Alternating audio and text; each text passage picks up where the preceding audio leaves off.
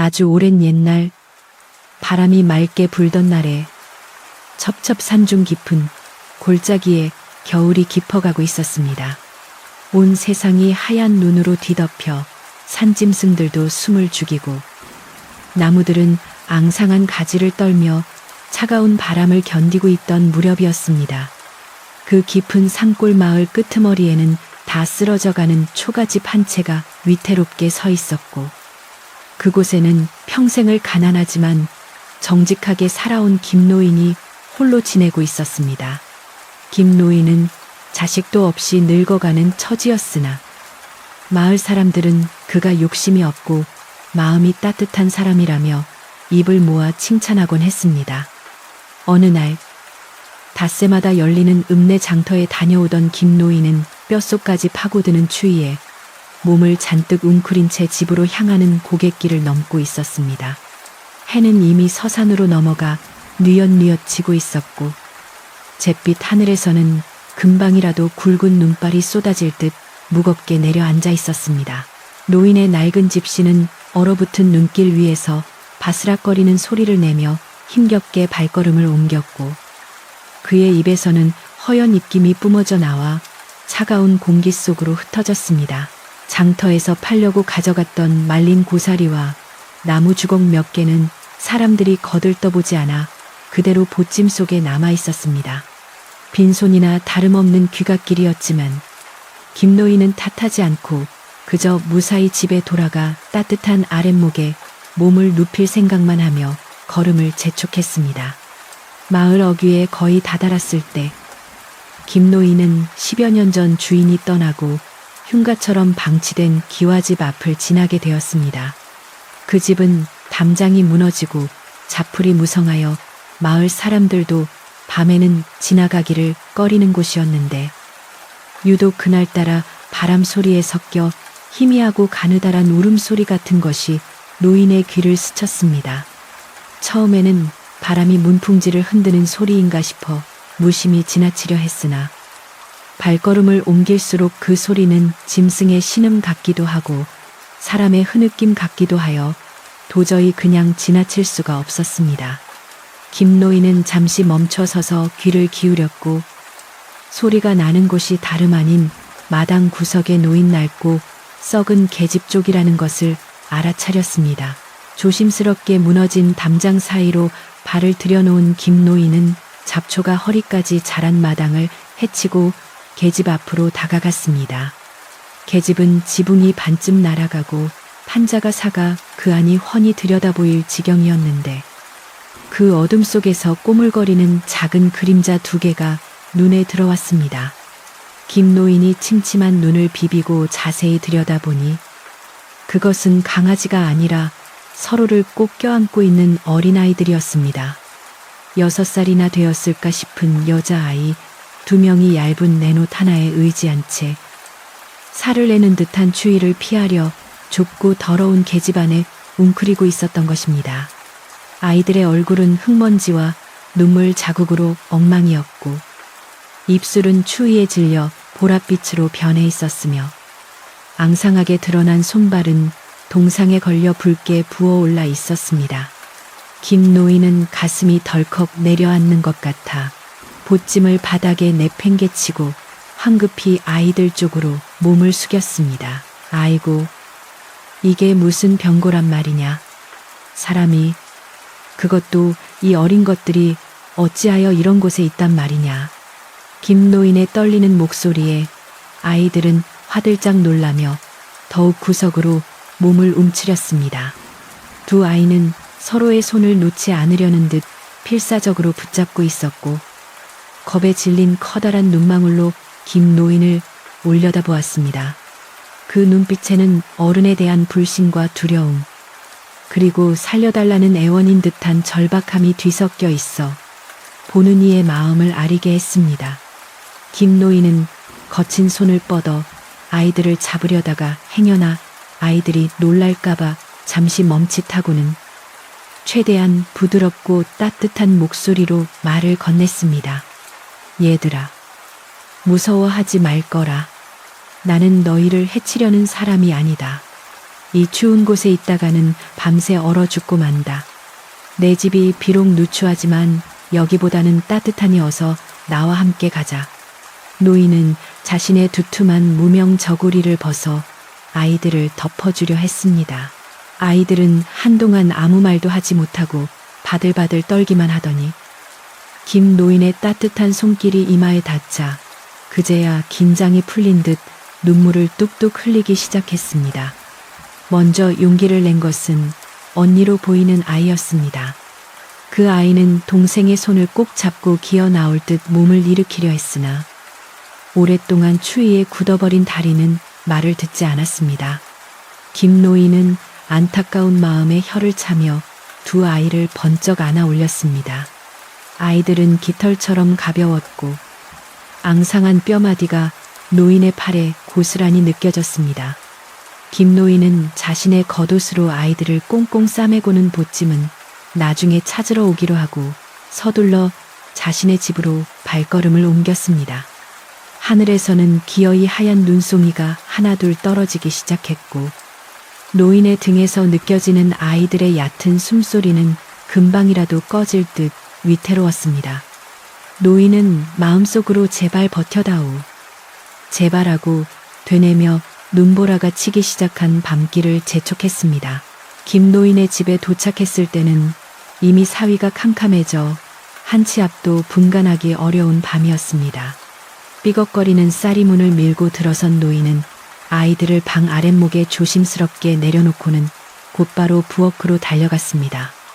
냉기가 가득한 방을 데우기 위해 아궁이에 불을 지피는 노인의 손놀림은 그 어느 때보다 바쁘고 분주했습니다. 마른 솔가지와 장작을 아궁이에 가득 넣고 불씨를 붙이자 매캐한 연기와 함께 타닥타닥 소리를 내며 불길이 타오르기 시작했습니다. 불길이 거세지자 노인은 솥에 물을 붓고 쌀독을 뒤져 얼마 남지 않은 쌀을 한 줌 꺼냈습니다. 아이들이 오랫동안 굶었을 것이 뻔했기에 밥보다는 소화가 잘 되는 묽은 죽을 쓰는 것이 낫다고 생각했습니다. 부엌에서 달그락거리는 소리와 함께 구수한 냄새가 퍼져나가자 방 안에 웅크리고 있던 아이들은 그제야 고개를 들고 주위를 두려운 듯 그러나 호기심 어린 눈으로 살피기 시작했습니다. 방 안은 낡고 세간살이 하나 없이 텅 비어 있었지만 아궁이에서 전해지는 온기가 서서히 구들장을 데우며 차가운 공기를 밀어내고 있었습니다. 김 노인은 죽이 끓는 동안 방으로 들어와 아이들의 언손과 발을 자신의 거친 손으로 주물러 주었습니다. 많이 추웠지. 이제 괜찮다. 여기는 바람도 안 들어오고 늑대도 오지 않는 곳이란다. 노인의 투박하지만 따뜻한 손길에 아이들의 창백했던 볼에도 조금씩 혈색이 돌기 시작했습니다. 언니로 보이는 아이가 조그마한 목소리로 할아버지, 고맙습니다. 라고 속삭였고 그 옆에 있던 동생은 여전히 말을 하지 못한 채 노인의 옷자락만 꽉 쥐고 있었습니다. 노인은 아이들의 머리를 쓰다듬으며 빙그레 웃어 보였지만 속으로는 이 어린 것들이 겪었을 고초를 생각하며 가슴 한구석이 욱신거렸습니다. 계집에 버려진 아이들이라니 세상 인심이 어찌 이리도 흉흉해졌는지 하늘을 원망하고 싶은 심정이었습니다. 이윽고 푹 끓인 흰 죽이 담긴 소반이 방 안으로 들어왔습니다. 김 노인은 숟가락 2개를 아이들 손에 쥐어주며 천천히 먹으라고 일렀지만 아이들은 숟가락질도 잊은 채 허겁지겁 그릇에 코를 박고 죽을 마시듯 삼켰습니다. 그 모습이 너무나 애처로워 김 노인은 차마 그만 먹으라는 말도 못하고 그저 목이 메지 않게 물사발을 옆으로 밀어줄 뿐이었습니다. 천천히 먹거라. 체하면 약도 없다. 솥에 더 있으니 모자라면 더 줄구마. 노인의 말에 아이들은 잠시 멈칫하더니 서로의 얼굴을 쳐다보고는 배시시 웃었습니다. 그 웃음은 마치 겨울 들판에 핀 작은 꽃송이처럼 순박하고 아름다워 노인의 굳어버린 마음마저 녹여주는 듯 했습니다. 한 그릇을 개눈 감추듯 비운 아이들의 배가 올챙이처럼 볼록해지자 노인은 그제야 안도의 한숨을 내쉬었습니다. 배가 부르고 등 따습자 아이들에게는 금세 졸음이 쏟아졌습니다. 긴장이 풀리고 몸이 녹으면서 그동안 쌓였던 피로가 한꺼번에 몰려온 것입니다. 꾸벅꾸벅 조는 아이들을 위해 김노인은 장롱 깊숙이 넣어두었던 목화솜 이불을 꺼내 펼쳤습니다. 비록 오래되어 냄새가 나고 솜이 죽어 납작해진 이불이었지만 아이들에게는 세상 무엇보다 포근한 잠자리였습니다. 두 아이는 이불 속으로 파고들어 서로를 꼭 끌어안고는 금세 깊은 잠에 빠져들었습니다. 규칙적으로 들리는 아이들의 숨소리가 방안을 채우자 김노인은 오랫동안 잊고 살았던 사람 사는 집의 온기를 느꼈습니다. 홀로 지내던 긴긴 겨울밤은 언제나 적막과 고독뿐이었는데 오늘 밤은 낯선 두 생명의 숨소리가 그 빈자리를 가득 채우고 있었습니다. 노인은 잠든 아이들의 얼굴을 한참이나 들여다보다가 문풍지가 우는 소리를 자장가 삼아 화로 곁에 앉았습니다. 밤이 깊어질수록 밖에는 눈보라가 더욱 거세게 몰아쳤습니다. 바람이 처마 끝을 때리고 나뭇가지를 흔드는 소리가 요란했지만 노인의 방안은 고요하고 평온했습니다. 김노인은 화로에 남은 불씨를 뒤적이며 곰곰이 생각에 잠겼습니다. 내 입 하나 풀칠하기도 버거운 형편에 이 아이들을 어찌 건사한단 말인가. 현실적인 걱정이 머리를 스치지 않은 것은 아니었으나 노인은 이내 고개를 저었습니다. 하늘이 내린 인연이라면 어떻게든 사라질 것이라 믿었습니다. 죽은 아내가 살아있었다면 분명 이 아이들을 거두어 친손녀처럼 아꼈을 것이라는 생각이 들자 노인은 결심을 굳혔습니다. 봄이 오고 들이 풀리면 산나물을 더 캐고 남의 집 품팔이라도 더해서 아이들을 굶기지는 않겠노라고 다짐했습니다. 방 안에 호롱불이 가물거리고 노인의 그림자가 벽 위에서 춤을 추는 동안 밤은 그렇게 깊어갔습니다. 다음 날 아침 눈부신 햇살이 창호지 문을 뚫고 들어왔을 때 김노인은 부스럭거리는 소리에 잠에서 깼습니다. 눈을 떠보니 아이들은 이미 일어나 앉아 방구석에 놓인 메주를 신기한 듯 쳐다보고 있었습니다. 밤새 푹 자고 난 덕분인지 아이들의 얼굴은 어제보다 훨씬 밝아 보였습니다. 김노인이 몸을 일으키자 아이들은 공손하게 고개를 숙이며 안녕히 주무셨어요라고 인사를 건넸습니다. 그 목소리가 어찌나 청아하고 맑은지 김노인은 잠시 멍하니 있다가 허허 웃으며 답했습니다. 그래, 너희들도 잘 잤느냐. 이제 이름이라도 좀 알자꾸나. 언니가 수줍게 대답했습니다. 저는 연이라고 하고요. 얘는 분이에요. 부모님은 지난 역병 때 돌아가시고 친척 집을 떠돌다가 여기까지 오게 되었어요. 아이의 담담한 고백에 김노인은 가슴 한구석이 찌릿해왔습니다. 그 어린 나이에 겪었을 풍파가 짐작조차 되지 않았기 때문입니다. 그날부터 연희와 분이는 김노인의 식구가 되었습니다. 비록 먹을 것은 시래기죽이나 보리밥이 전부였지만 아이들은 불평 한마디 없이 맛있게 먹었습니다.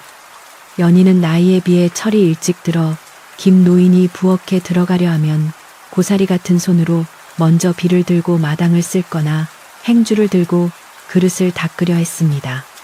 분이는 아직 어려 노인의 뒤만 졸졸 따라다녔지만 그 모습마저 노인에게는 큰 기쁨이었습니다. 마을 사람들은 김노인이 고아들을 데려왔다는 소식을 듣고 하나둘씩 구경을 왔습니다. 개 중에는 제 앞가림도 못하면서 누굴 데려왔냐며 혀를 차는 이도 있었지만 대부분은 노인이 좋은 일을 했다며 먹다 남은 떡이나 헌옷가지 등을 가져다 주기도 했습니다. 덕분에 그의 겨울 김노인의 집은 예전보다 훨씬 사람 냄새가 나고 따뜻했습니다. 눈이 많이 내린 어느 날 김노인은 아이들을 위해 지프로 작은 신발을 삼아주기로 했습니다. 방 안 가득 지푸라기를 펼쳐놓고 꼼꼼하게 집신을 엮는 노인의 곁에서 아이들은 신기한 듯 눈을 반짝이며 구경했습니다. 할아버지, 이건 뭐예요? 분이가 묻자 노인은 이건 너희들이 눈길에서도 발 시렵지 않게 신을 털신이란다. 안에 솜을 두둑이 넣었으니 따뜻할 게다. 라고 대답했습니다. 완성된 집신을 신어본 아이들은 방 안을 콩콩 뛰어다니며 좋아했습니다. 그 모습을 보며 김노인은 주름진 얼굴 가득 미소를 지었습니다. 창밖에는 여전히 매서운 바람이 불고 있었지만 이 작은 방 안에서만큼은 봄날처럼 따뜻한 기운이 감돌았습니다. 계집에서 떨던 아이들이 이제는 따뜻한 방에서 웃고 있다는 사실 하나만으로도 노인은 배가 부른 것 같았습니다. 하지만 평화로운 날들이 계속될 것 같았던 산골 마을에도 서서히 변화의 조짐이 보이기 시작했습니다. 겨울이 끝나갈 무렵 눈이 녹아 질척거리는 마당을 보며 김노인은 다가올 봄 농사 걱정을 하고 있었습니다. 그때 살인문 밖에서 낯선 인기척이 느껴졌습니다. 컹컹 짖는 동네 개들의 소리와 함께 누군가 거칠게 대문을 걷어차는 소리가 들렸습니다. 아재 계시오, 나 칠성이 왔소. 그 목소리는 김노인이 가장 듣기 싫어하는 그리고 가장 두려워하는 목소리였습니다. 읍내에서 건달짓을 하며 노름판을 전전하던 먼 조카 칠성이 찾아온 것입니다. 김노인의 표정이 순식간에 굳어졌고 영문을 모르는 아이들은 노인의 등 뒤로 숨었습니다. 과연 칠성이 왜 이 누추한 집까지 찾아왔는지, 그리고 이 작은 평화가 지켜질 수 있을지. 바람은 다시 차갑게 불어오고 있었습니다. 산골짜기에 쌓여있던 흰 눈이 녹아내리고 얼음장 밑으로 졸졸졸 개울물 흐르는 소리가 들려오기 시작했습니다. 양지바른 언덕에는 노란 산수유꽃이 수줍게 망울을 터뜨렸고 처마 및 고드름도 따스한 봄볕에 눈물을 흘리며 작아져갔습니다. 겨울 내내 웅크리고 있던 만물이 기지개를 켜는 생동감 넘치는 계절이 돌아왔건만 김노인의 작은 초가집에는 봄바람 대신 차가운 긴장감이 감돌고 있었습니다. 그것은 다름 아닌 불청객 칠성이 마당을 차지하고 앉아 주인 행세를 시작했기 때문이었습니다. 칠성은 읍내 장터에서 노름으로 돈을 날리고 빚쟁이들에게 쫓기는 신세가 되자 만만한 먼 친척인 김노인의 집으로 숨어든 것이었습니다. 그는 도착하자마자 안방 아랫목을 차지하고 누워 마치 자신이 이 집의 상전이라도 되는 양 고래고래 고함을 지르며 심부름을 시켜댔습니다. 에이, 빌어먹을 산골이라 그런지 술맛도 없고 안주도 형편없구먼. 아재, 닭이라도 한 마리 잡아서 푹 고아오쇼. 내 몸이 허해서 원 기운을 쓸 수가 있어야지. 칠성은 흙투성이 발을 이불 위에 턱하니 올려놓고 김노인을 하인 부리듯 대했습니다. 김노인은 속에서 불길이 일었지만 칠성이 워낙 성질이 고약하고 주먹질을 일삼는 자라 늙은 몸으로 당해낼 재간이 없었습니다. 노인은 묵묵히 부엌으로 나가 보리밥에 된장국을 끓여내갈 뿐이었습니다. 문제는 칠성의 눈에 가시처럼 박힌 두 아이, 연희와 분이었습니다. 칠성은 밥상을 받을 때마다 구석에서 눈치를 보며 숟가락을 드는 아이들을 향해 혀를 끌끌 차며 빈정거렸습니다. 제 입 하나 건사하기도 힘든 양반이 어디서 굴러먹던 개뼈다귀 같은 것들을 데려다가 밥을 축내고 있어. 저것들 때문에 내 밥그릇에 밥이 적은 거 아니오. 칠성의 표독스러운 눈초리에 겁을 먹은 분이는 숟가락을 떨어뜨리며 울상을 지었고 연희는 동생의 손을 꼭 잡고 고개를 푹 숙였습니다. 아이들은 지난 겨울 계집에서의 공포가 되살아나는 듯 몸을 부들부들 떨었습니다. 김노인은 급히 아이들을 감싸며 말했습니다. 이 사람아, 말 조심하게. 어린 것들이 무슨 죄가 있다고 그러는가. 내 먹을 것을 덜어먹이는 것이니 자네 밥그릇과는 상관없네. 하지만 칠성은 콧방귀를 뀌며 바닥에 침을 칸 뱉었습니다. 피 한 방울 안 섞인 남인데 저것들 먹일 쌀이 있으면 나한테 술이나 한 병 더 사다 주쇼.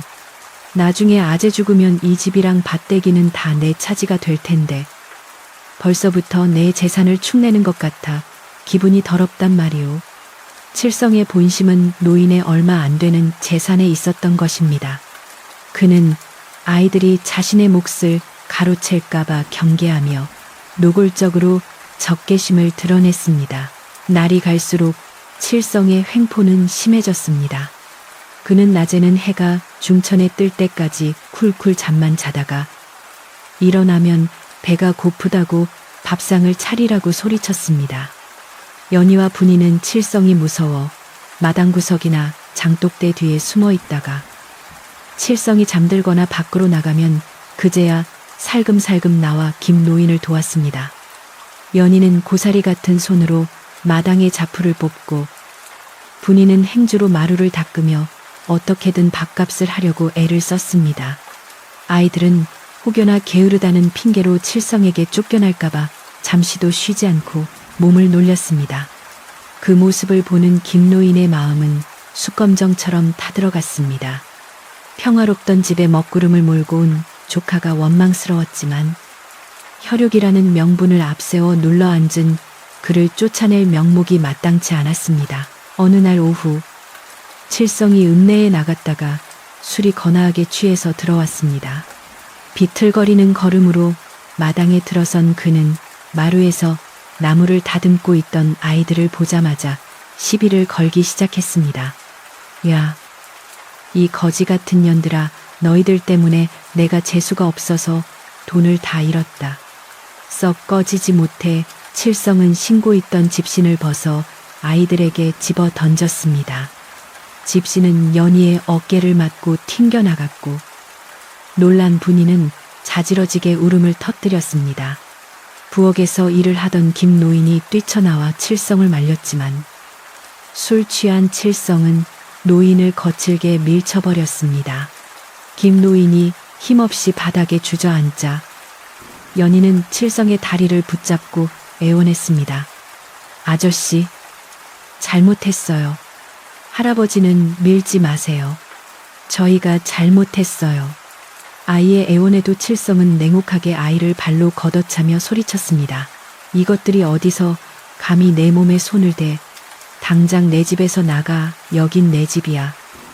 내 집이라고 칠성의 고함 소리는 담장을 넘어 골목까지 울려 퍼졌습니다.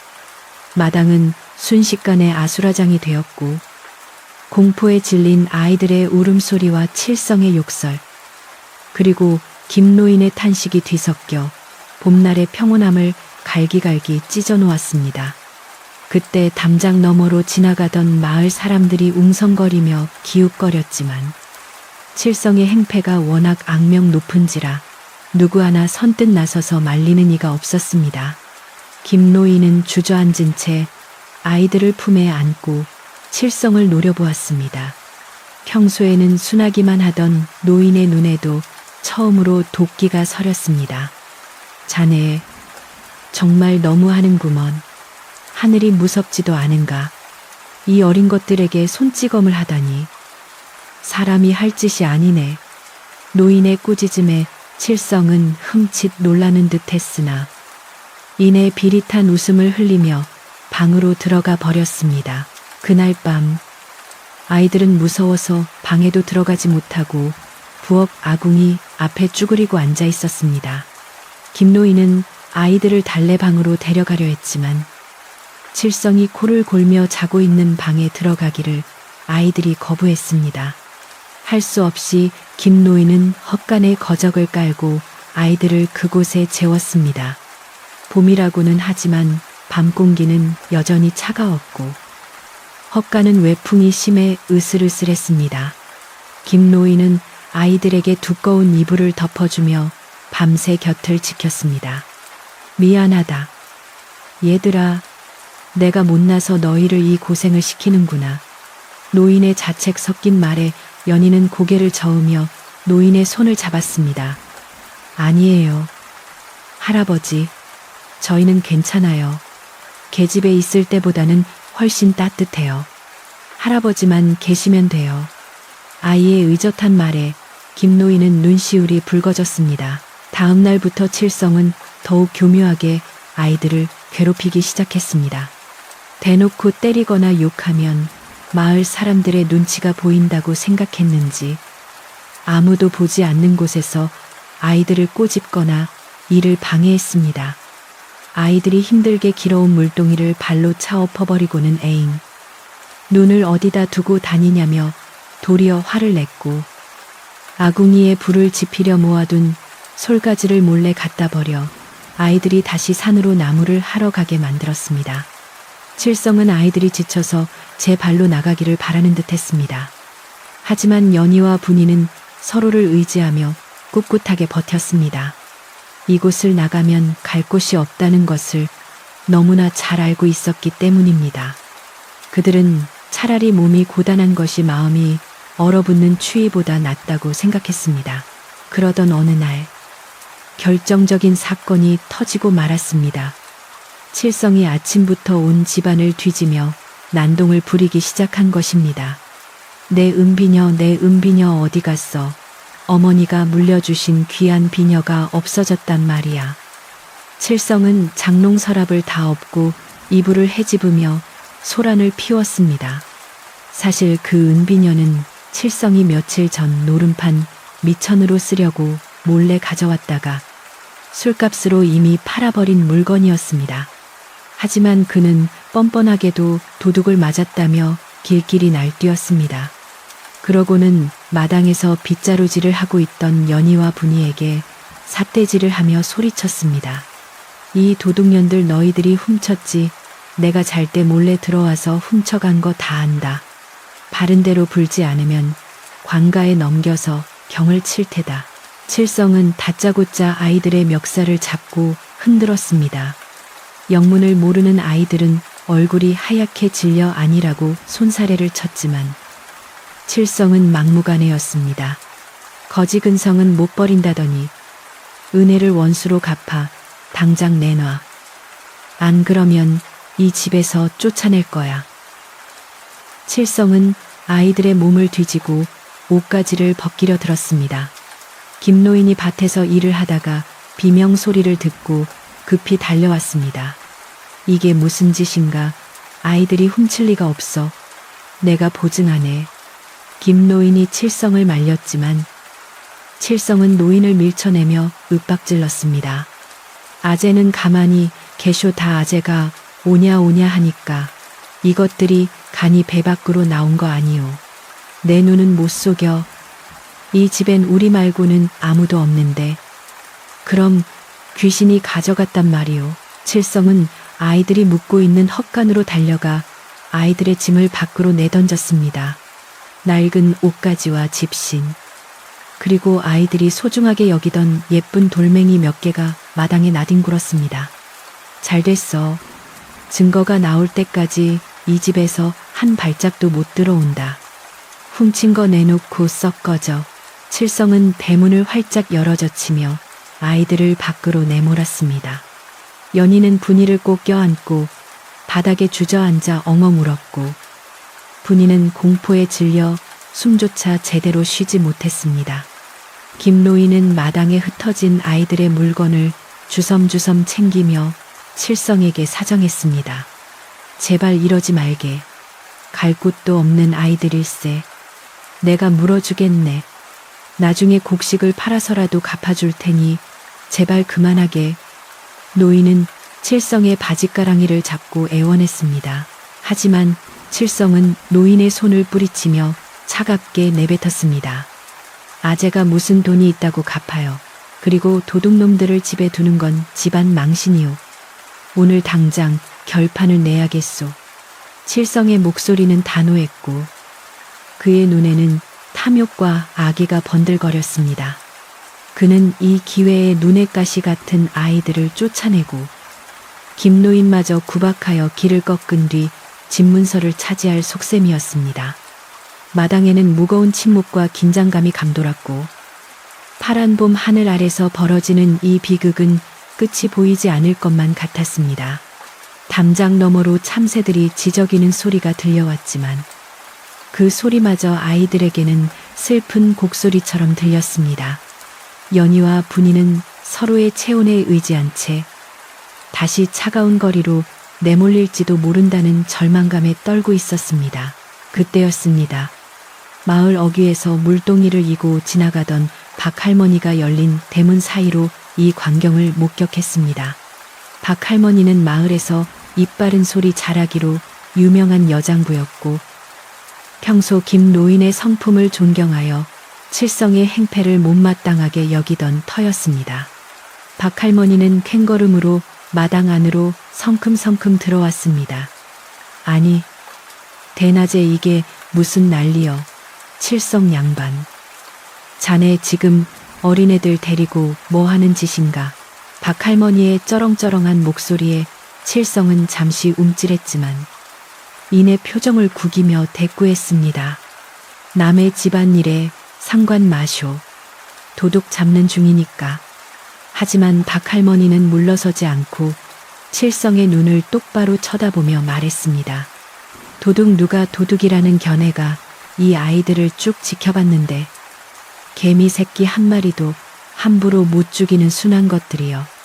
자네가 뭘 잘못 알고 있는 거 아니여. 박할머니의 개입으로 상황은 새로운 국면을 맞이했습니다. 칠성은 마을 사람들의 시선이 부담스러웠지만 이미 뽑은 칼을 도로 넣을 수는 없었습니다. 그는 더욱 목소리를 높여 자신의 정당성을 주장하려 했습니다. 김노인은 박할머니의 등장이 천군만마를 얻은 듯 반가웠으나 동시에 칠성이 더 큰 해코지를 하지 않을까 걱정스러웠습니다. 아이들은 박할머니의 치마폭 뒤로 숨으며 두려운 눈으로 칠성을 바라보았습니다. 봄볕이 따사롭게 내리쬐는 마당 한가운데서 탐욕스러운 어른과 갈 곳 없는 아이들, 그리고 그들을 지키려는 이들의 대치가 팽팽하게 이어졌습니다.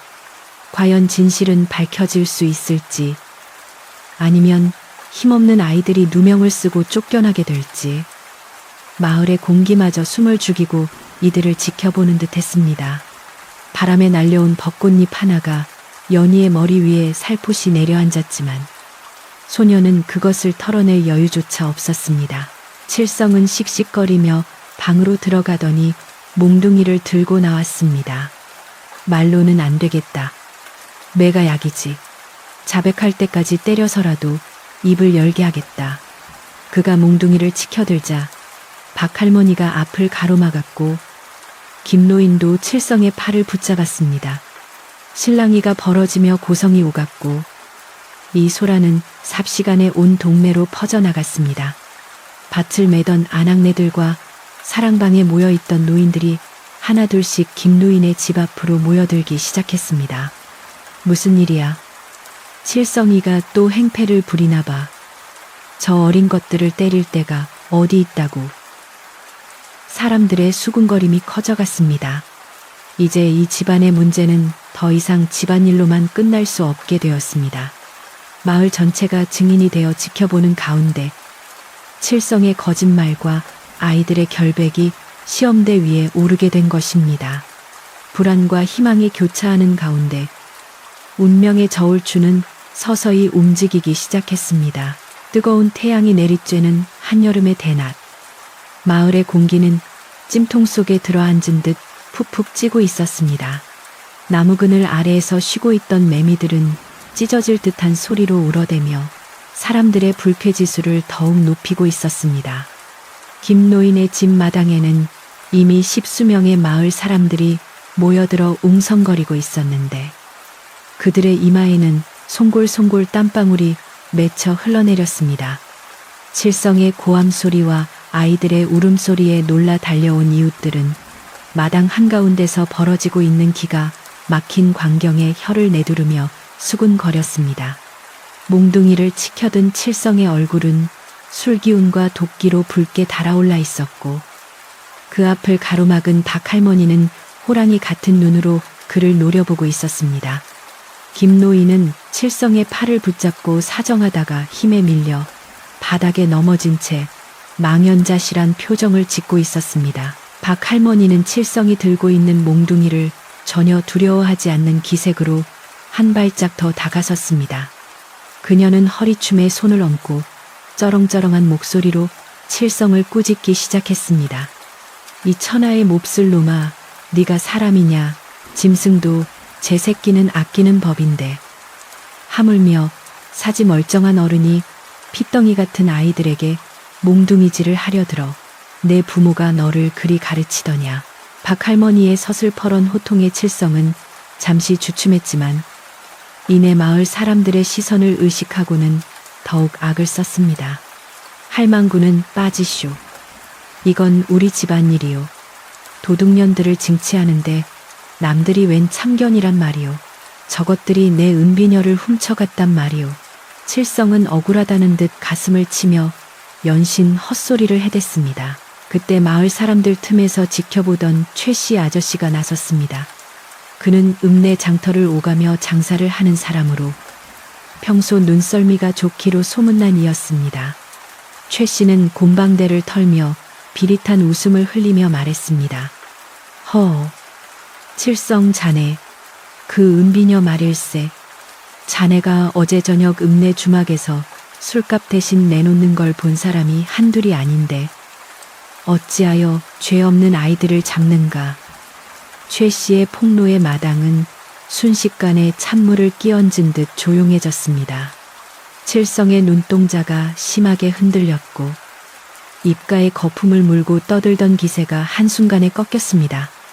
그는 당황하여 말을 더듬으며 변명하려 했지만 이미 마을 사람들의 눈초리는 싸늘하게 변해 있었습니다. 아, 아니요. 그건 내 비녀가 아니고 닮은 거였소. 내가 그걸 왜 팔아. 박 할머니는 그 틈을 놓치지 않고 칠성을 몰아세웠습니다. 거짓말 마라. 네가 어제 장터 떡집 앞에서 비녀 판 돈으로 술 사 먹고 고기 사 먹는 걸 본 아낙네들이 수두룩하다. 네 놈 뱃속에 들어간 술과 고기가 바로 그 비녀 판 돈 아니더냐.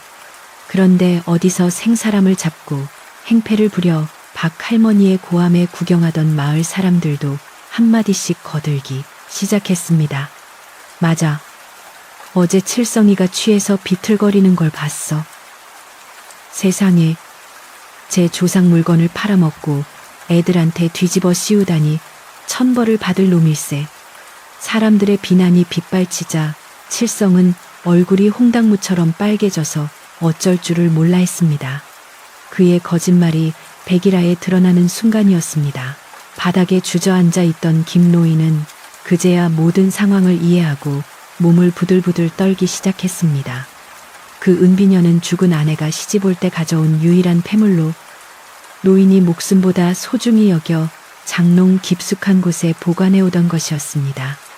노인은 칠성이 아무리 못난 짓을 해도 피를 나눈 조카라 여기며 참아왔으나 아내의 유품을 팔아먹고도 모자라 죄 없는 아이들을 도둑으로 몰아 내쫓으려 했다는 사실에 더 이상 참을 수 없는 분노를 느꼈습니다. 평생 화 한 번 크게 내본 적 없던 김노인이었지만 이번만큼은 달랐습니다. 노인은 젖먹던 힘까지 짜내어 자리에서 벌떡 일어났습니다. 그의 눈에서는 이글거리는 불꽃이 튀는 듯 했습니다. 김노인은 마당 한 구석에 세워져 있던 지게 작대기를 집어들었습니다. 그리고는 칠성을 향해 천둥 같은 목소리로 고함을 질렀습니다. 내 이놈, 당장 내 집에서 나가거라. 내 너를 조카라고 여겨 거두었거늘 어찌하여 사람의 탈을 쓰고 그런 짐승만도 못한 짓을 한단 말이냐. 노인의 목소리는 평소의 온화함은 찾아볼 수 없을 정도로 굵고 거칠었습니다. 칠성은 김노인의 서슬에 눌려 뒷걸음질을 쳤습니다. 아, 아재. 그게 아니라 오해가.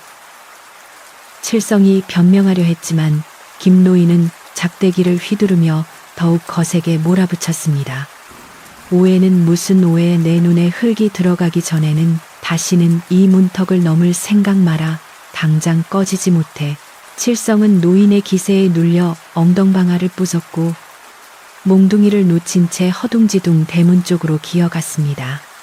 마을 사람들은 칠성이 도망가는 길을 터주며 혀를 찾고 개중에는 칠성의 등에다 대고 소금을 뿌리는 시냅을 하는 안악도 있었습니다. 에이, 재수 없어. 다시는 오지 마라. 칠성은 신발도 제대로 신지 못한 채 도망치듯 마을 어귀로 사라졌습니다. 그의 뒷모습은 처량하기 그지없었지만 아무도 그를 동정하지 않았습니다. 마침내 집안의 화근이 사라지자 마당에는 다시금 여름의 뜨거운 햇살만이 남았습니다. 하지만 그 햇살은 아까와는 달리 한결 맑고 깨끗하게 느껴졌습니다. 칠성이 사라진 후 김노인은 들고 있던 작대기를 힘없이 떨어뜨리고 그 자리에 털썩 주저앉았습니다. 분노가 가라앉아 슬픔과 회한이 밀려온 탓이었습니다. 아이고, 내 팔자야. 죽은 임자, 볼 면목이 없네 그려. 노인은 땅을 치며 통곡했습니다. 아내의 비녀를 지키지 못했다는 자책감과 혈육에게 배신당한 상실감이 노인의 가슴을 후벼 팠습니다. 그때 구석에서 숨죽여 울고 있던 연희와 분이가 노인에게 다가왔습니다. 아이들은 눈물 범벅이 된 얼굴로 노인의 등 뒤에서 그를 꼭 끌어안았습니다. 할아버지, 울지 마세요. 저희가 잘못했어요. 저희 때문에. 연희가 울먹이며 말하자 노인은 뒤를 돌아 아이들을 품에 안았습니다. 아니다. 아가야, 너희 잘못이 아니다. 못난 할아버지가 미안하다. 너희를 지켜주지 못하고 마음고생만 시켰구나. 노인과 아이들은 서로를 부둥켜 안고 한참 동안 눈물을 흘렸습니다. 그 모습을 지켜보던 마을 사람들도 눈시울이 붉어졌습니다. 박할머니는 앞치마로 눈물을 훔치며 다가와 노인의 어깨를 토닥였습니다. 김영감, 이제 다 끝났네. 애끈했다. 치고 털어버리게. 저 예쁜 손녀들이 있지 않은가. 비녀야 없으면 어떤가. 사람 마음이 중요한 거지. 박할머니의 위로에 다른 이웃들도 한마디씩 거들며 노인을 달랬습니다. 그래요. 영감님, 저 아이들이 효녀인데 뭐가 걱정이요. 우리가 앞으로 많이 도와줄게요. 그날 저녁 마을 사람들은 십시일반으로 음식을 가져왔습니다. 칠성 때문에 마음고생했을 김노인과 아이들을 위로하기 위해 조촐한 잔치가 벌어진 셈이었습니다. 옆집 아주머니는 갓 찐 옥수수와 감자를 한 바구니 가져왔고 최씨 아저씨는 읍내에서 사온 막걸리 한 병을 내놓았습니다.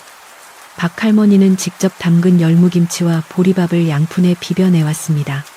평상에 둘러앉은 사람들은 도란도란 이야기를 나누며 웃음꽃을 피웠습니다. 아이들도 오랜만에 긴장이 풀려 옥수수를 하모니카 불듯 갉아먹으며 해맑게 웃었습니다. 김노인은 이웃들의 따뜻한 정에 감동하여 연신 고개를 숙이며 고마움을 표시했습니다. 내 평생 이런 호강은 처음일세. 다들 정말 고맙네. 여름밤의 열기가 식어가고 시원한 바람이 불어오기 시작할 무렵 사람들은 하나둘씩 집으로 돌아갔습니다. 마당에는 다시 정적과 평화가 찾아왔습니다. 김노인은 평상에 누워 밤하늘에 뜬 별들을 바라보았습니다. 유난히 반짝이는 별 하나가 마치 죽은 아내가 미소 짓는 것 같아 보였습니다. 임자, 내가 비녀는 잃었지만 더 귀한 보물을 얻었소. 저 아이들을 잘 키워서 보답하리다. 노인은 마음속으로 다짐했습니다. 옆에서 곤히 잠든 연희와 분이의 얼굴에는 천사 같은 미소가 어려 있었습니다. 비로소 이 집은 그 누구의 방해도 받지 않는 진정한 가족의 보금자리가 된 것이었습니다. 시간은 흘러 어느덧 무더운 여름이 지나고 선선한 바람이 부는 가을이 찾아왔습니다. 김노인과 아이들은 더욱 끈끈한 정으로 뭉쳐 하루하루를 보냈습니다. 아이들은 칠성이 있었을 때보다 훨씬 밝고 명랑해졌습니다. 연희는 동네 서당 훈장님 어깨 너머로 천자문을 배워 마당 흙바닥에 글씨를 쓰며 놀았고, 분이는 산에 올라가 도토리를 주워와 노인의 쌈짓돈을 불려주기도 했습니다. 김노인은 아이들이 커가는 재미에 늙는 줄도 모르고 살았습니다. 밭에 나가 일할 때도 아이들이 새참을 이고 오면 힘든 줄도 모르고 덩실덩실 춤을 추곤 했습니다. 마을 사람들도 이제는 연희와 분이를 김노인의 친손녀처럼 여기며 아껴주었습니다. 가을거지가 끝날 무렵 김노인은 마을 장터에 나가 아이들에게 줄새 옷감을 끊어왔습니다. 비록 비단은 아니었지만 튼튼하고 따뜻한 무명천이었습니다. 노인은 밤늦게까지 호롱불 아래서 서툰 솜씨로 바느질을 했습니다. 우리 연희는 분홍색 저고리가 어울리겠지. 분이는 노란색이 좋으려나. 혼잣말을 중얼거리는 노인의 그림자가 문창호지에 길게 드리워졌습니다. 그 모습은 마치 옛날 이야기 속에 나오는 마음씨 좋은 할아버지 그 자체였습니다. 밖에서는 귀뚜라미가 맑은 소리로 울어대며 가을밤의 정취를 더해주고 있었습니다. 어느 날 저녁밥을 먹고 난 뒤 분이가 김노인의 무릎을 베고 누우며 물었습니다. 할아버지, 칠성 아저씨는 이제 정말 안 오나요? 아이의 물음에 김노인은 따뜻한 손길로 분이의 머리카락을 쓸어 넘기며 대답했습니다. 그럼 안 오고 말고 나쁜 마음을 먹은 사람은 착한 사람들이 모여 사는 곳에는 발을 붙일 수가 없단다. 이제는 아무 걱정 말고 푹 자렴. 노인의 확신에 찬 대답에 분이는 안심한 듯 금세 눈을 감고 잠이 들었습니다. 연희도 옆에서 할아버지의 팔을 베고 누워 노인의 쿵쿵거리는 심장 소리를 자장가 삼아 꿈나라로 떠났습니다. 하지만 김노인은 알고 있었습니다. 세상 일이란 언제나 좋은 일만 있을 수는 없다는 것을, 언젠가는 또 다른 시련이 닥쳐올지도 모른다는 것을. 그러나 이제는 두렵지 않았습니다. 혼자가 아니라 셋이 함께라면, 그리고 든든한 이웃들이 곁에 있다면 어떤 어려움도 헤쳐나갈 수 있을 것이라는 믿음이 생겼기 때문입니다.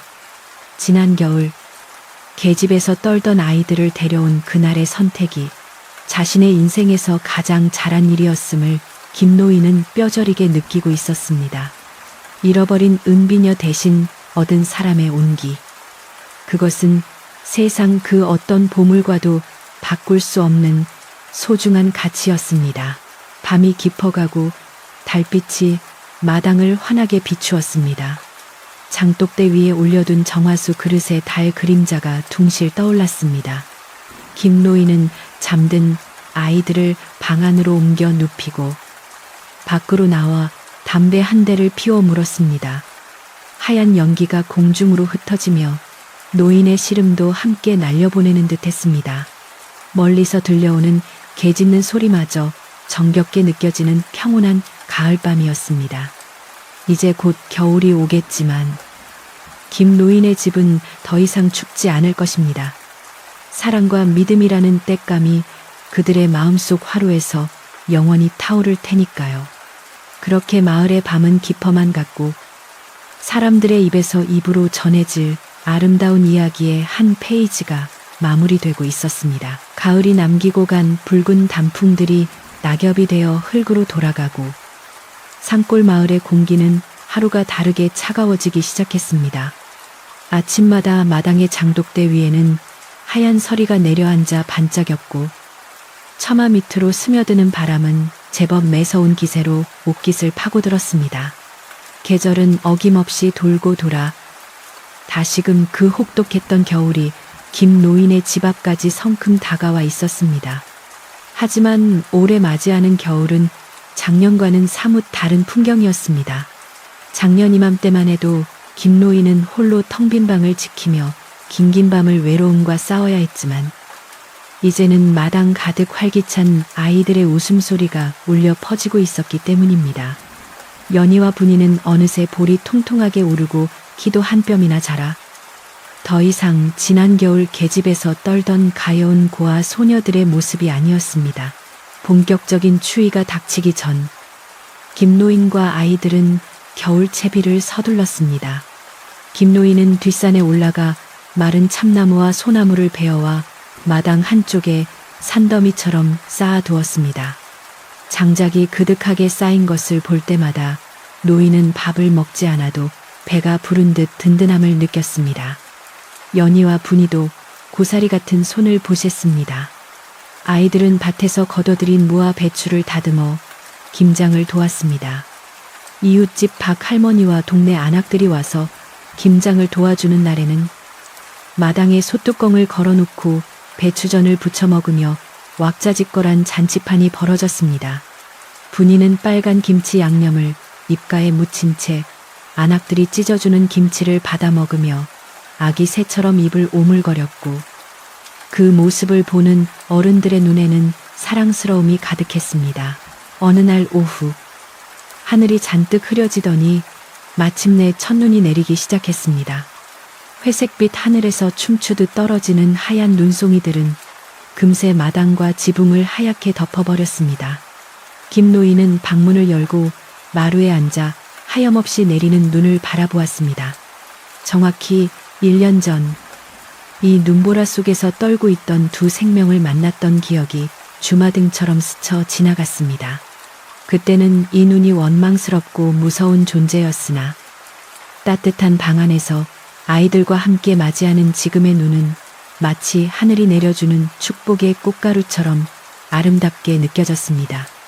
연희와 분이도 노인의 곁에 나란히 앉아 눈 내리는 풍경을 감상했습니다. 연희가 조용히 입을 열었습니다. 할아버지, 작년에는 눈이 참 무서웠는데 지금은 예뻐 보여요. 우리 집이 따뜻해서 그런가 봐요. 아이의 말에 김노인은 빙그레 웃으며 아이의 어깨를 감싸주었습니다. 눈이 쌓여 온 세상이 고요해진 밤. 방 안은 화로의 온기로 훈훈했습니다. 김노인은 아랫목에 앉아 지프로 새끼를 꼬고 있었고 아이들은 그 옆에서 화로에 밤과 고구마를 구웠습니다. 타닥타닥 밤이 익어가는 소리와 구수한 냄새가 방 안을 가득 채웠습니다. 앗, 뜨거워. 분이가 갓 구운 고구마를 호호 불어가며 껍질을 까자 노란 속살이 김을 모락모락 피어 올리며 드러났습니다. 김노인은 껄껄 웃으며 잘 익은 동치미 국물을 한 사발 떠주었습니다. 고구마 먹고 체하지 않게 동치미 국물도 마셔가며 먹거라. 우리 분이 이제 살이 좀 올라서 보기가 좋구나. 노인의 말처럼 뼈만 앙상했던 아이들의 얼굴에는 홍조가 돌고 윤기가 흘렀습니다. 따뜻한 밥과 사랑이 만들어낸 기적 같은 변화였습니다.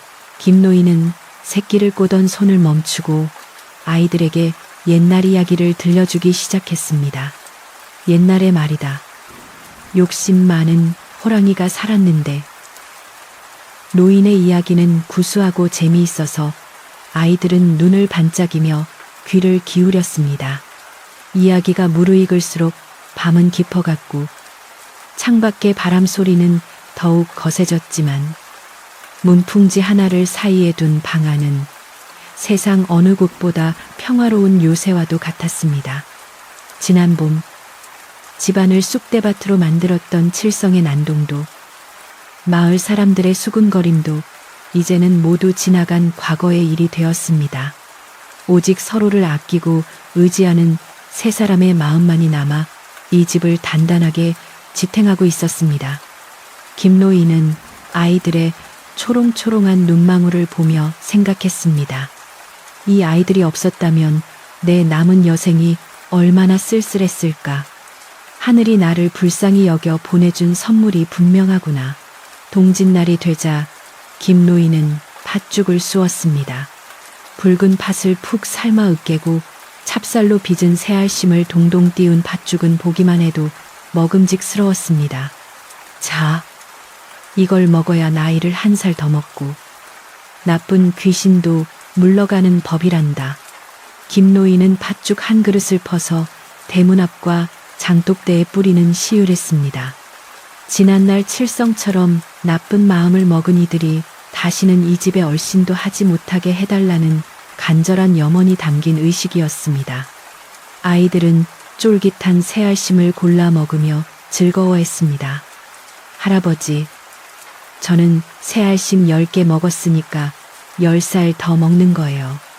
분이의 엉뚱한 질문에 김노인과 연희는 배를 잡고 웃었습니다. 웃음소리는 담장을 넘어 눈 덮인 골목길로 멀리 퍼져나갔습니다. 겨울이 깊어질수록 김노인의 집은 마을 사랑방이 되었습니다.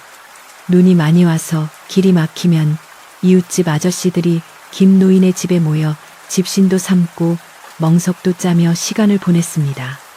그럴 때면 연희는 부엌에서 따뜻한 숭늉을 끓여내왔고 분이는 어른들의 어깨를 주물러주며 재롱을 부렸습니다. 마을 사람들은 입을 모아 칭찬했습니다. 김노인은 참 복도 많지. 저런 효녀들을 어디서 얻었나 몰라. 칠성놈 쫓아내고 나니 집안에 볕이 드네. 볕이 들어. 사람들의 칭찬에 김노인은 쑥스러운 듯 헛기침을 했지만 입가에 걸린 미소는 감출 수가 없었습니다. 마을 사람들의 인정과 관심 속에서 아이들은 더 이상 굴러들어온 돌이 아니라 마을의 소중한 일원으로 자리 잡게 된 것입니다. 어느 날 밤 모두가 잠든 시각에 연희가 조심스럽게 일어나 앉았습니다. 그리고는 장롱 깊숙한 곳에서 무언가를 꺼내 들고 김노인의 머리맡에 놓았습니다. 그것은 연희가 지난 몇 달 동안 자투리 천을 모아 틈틈이 바느질해 만든 털토시였습니다. 빗돌뱃돌하고 서툰 솜씨였지만 할아버지의 손이 트지 않기를 바라는 아이의 정성이 한 땀 한 땀 배어있는 물건이었습니다.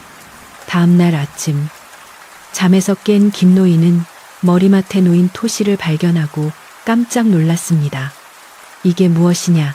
누가 두고 간 게냐? 노인의 물음에 연희는 얼굴을 붉히며 기어 들어가는 목소리로 말했습니다. 할아버지, 손이 너무 차가우셔서요. 제가 만들었어요. 김노인은 말을 잇지 못하고 토시를 가만히 어루만졌습니다. 거친 무명천의 감촉이 그 어떤 비단보다 부드럽게 느껴졌습니다. 노인은 떨리는 손으로 토시를 껴보았습니다. 조금 작고 꽉 끼었지만 그 따뜻함은 팔목을 타고 심장까지 전해져 왔습니다. 김노인은 눈시울이 뜨거워져 연희를 와락 끌어안았습니다. 고맙다. 정말 고맙다. 내 평생 받아본 선물 중에 가장 귀한 것이구나. 옆에서 지켜보던 분이도 질세라 품속에서 꼬깃꼬깃한 종이 뭉치를 꺼냈습니다. 그 안에는 분이가 가을 내내 산에서 주운 가장 크고 예쁜 도토리들이 들어있었습니다. 할아버지, 이건 제 선물이에요. 다람쥐한테 안 뺏기고 모은 거예요. 김노인은 분이마저 품에 안고 껄껄 웃음을 터뜨렸습니다. 그래, 우리 분이 선물도 최고다. 이 도토리로 묵을 쑤어 먹으면 꿀맛이겠구나. 창밖에는 한방눈이 펑펑 쏟아지고 있었지만 세 식구가 부둥켜 안은 방 안은 봄날의 꽃밭처럼 화사했습니다. 세월이 흘러도 그의 겨울의 추억은 세 사람의 가슴 속에 영원히 꺼지지 않는 불씨로 남았습니다. 칠성이 떠난 후 김노인은 더욱 부지런히 일했고 아이들도 그를 도우며 집안을 일으켰습니다. 마을 사람들의 도움으로 낡은 지붕을 고치고 무너진 담장을 새로 쌓자 초라했던 초가집은 제법 번듯한 농가로 변모했습니다. 비록 부유하지는 않았지만 남부러울 것 없는 행복이 깃든 집이었습니다. 사람들은 그 집 앞을 지나갈 때마다 저기가 복받은 집이야라고 수군거렸습니다. 핏줄로 이어진 가족은 아니었지만 사랑과 믿음으로 맺어진 그들의 인연은 피보다 더 진하고 단단했습니다. 어느덧 겨울의 끝자락, 입춘이 가까워진 날이었습니다. 김노인은 마루에 앉아 따뜻한 햇살을 쬐며 졸고 있었습니다. 꿈속에서 노인은 먼저 떠난 아내를 만났습니다. 아내는 환하게 웃으며 노인의 손을 잡고 말했습니다. 영감. 정말 잘하셨소. 당신 덕분에 저 아이들이 살았고, 저 아이들 덕분에 당신이 살았구려. 꿈에서 깬 노인은 눈을 비비며 하늘을 올려다 보았습니다. 파란 하늘에 흰 구름이 유유히 흘러가고 있었습니다. 노인은 나직이 중얼거렸습니다. 그렇소.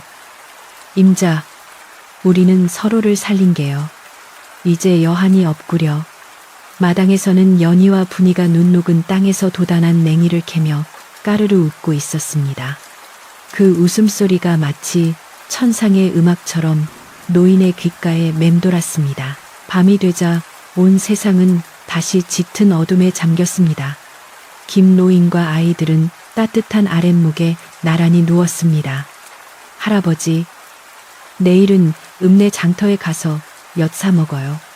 분이가 졸린 목소리로 칭얼거리자 노인은 분이의 배를 토닥이며 대답했습니다. 그래, 그러자꾸나.